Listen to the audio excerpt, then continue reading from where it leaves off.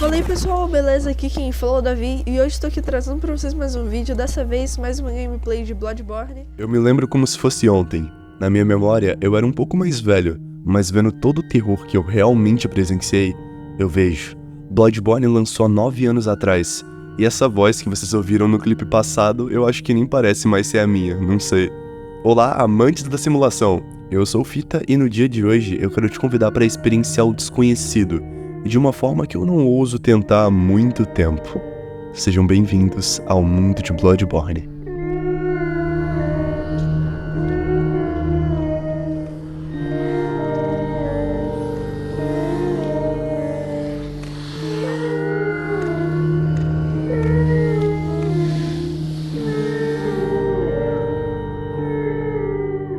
Se passando em uma temática já naturalmente sombria e com todo aquele nevoeiro paranormal, Bloodborne é mais um jogo da From Software, a mesma empresa que produziu Dark Souls e o não tão recente mas ainda assim impecável, Elden Ring. Enquanto Elden Ring se passa na tão incrível Terra Intermédia e serve inclusive como uma referência perfeita para RPGs medievais e ainda assim brutais, Bloodborne se apoia totalmente em uma estética similar à das caças bruxas. O conceito do jogo é que enquanto bestas e feras caminharem pela superfície, o mundo estará em trevas. Será basicamente a caçada. E para isso, caçadores se dispõem a tentar inutilmente salvar o mundo das garras do mal.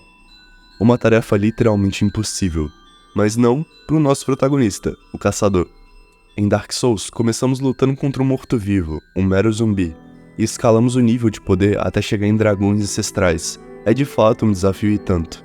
Mas nessa obra, a gente vai conhecendo os primeiros chefes, que inclusive são amedrontadores em um nível surreal de bem feito. A minha primeira experiência conseguindo derrotar um chefe desse game foi literalmente tirar os meus fones de ouvido para parar de ouvir os gritos terríveis da fera clerical, para enfim me tranquilizar e a derrotar. Mas acontece que a escala de poder desse jogo é irreal.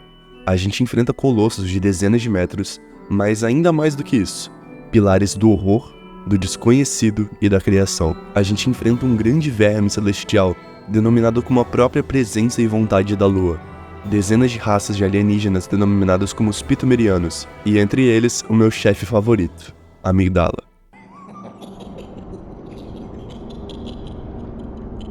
Oh, Amygdala. Oh, Amygdala. Have mercy on the poor bastard.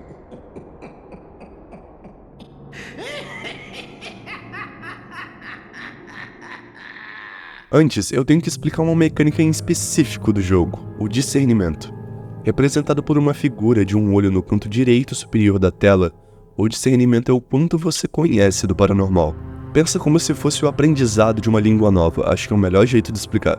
Se você está começando os primeiros passos para se apresentar, você mal sabe o alfabeto, mas ainda assim consegue se desenrolar ali no iniciozinho do idioma, bem no básico, você não vai de forma nenhuma entender a conversa de dois nativos.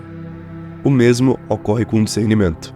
Conforme você presencia mais o sobrenatural, conforme você se acostuma com ele, mais você tem a capacidade de assimilar esses absurdos e essas criaturas horrendas. Portanto, quanto mais você vê, mais ainda você vê. É um ciclo. E a amígdala é justamente esse tipo de criatura. É necessário um discernimento alto e específico para poder enxergá-las. Então, em áreas do mapa que pareciam desertas, um pouco mórbidas, como qualquer corredor desse jogo, áreas que pareciam inofensivas se revelam verdadeiramente bizarras, quando a gente percebe que esse tempo todo a gente estava sendo friamente observado, não por um homem ou uma simples criatura, mas pela representação do horror.